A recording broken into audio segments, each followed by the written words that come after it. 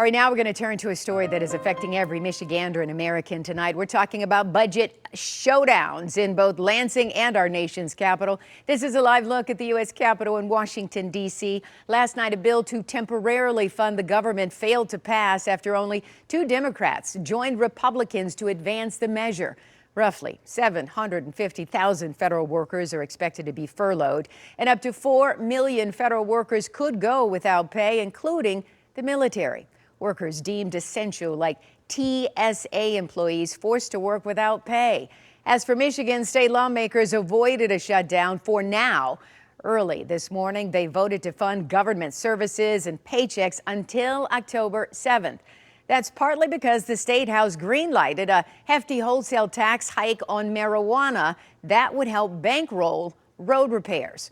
7 News Detroit reporter Randy Wembley is listening to Metro Detroiters and business owners about the potential impact.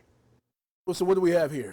Right here we have Booth Biscotti. Jay Snipes is one of many weed shop owners sending up a smoke signal. If the state legislature approves a budget that includes a 24% tax on marijuana products, her already razor-thin margins will go up in smoke.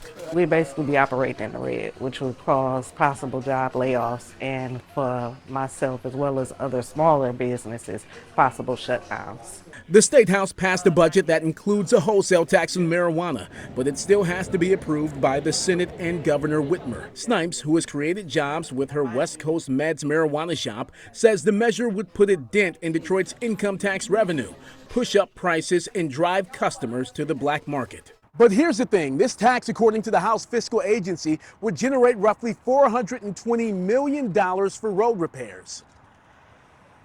Go figure.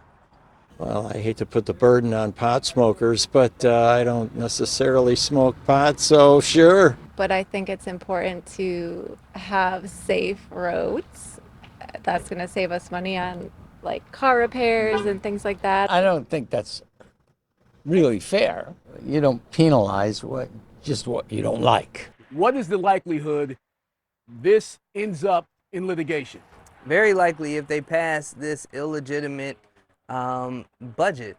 Al Williams heads up the Detroit Cannabis Industry Association. The way that they're going about adding on a 24% tax hike or excise tax is absolutely illegitimate because it doesn't pass the muster of an amendment or it's not a ballot initiative. All of it comes as Lansing works to avoid a government shutdown. One major sticking point, free lunches for public school students. State lawmakers passed a nearly $1.6 billion continuation budget, setting aside enough money to bankroll government operations for 1 week as they finalize next year's budget. Stay tuned. Randy Wembley, 7 News Detroit. Stay tuned is right. Thank you much, Randy.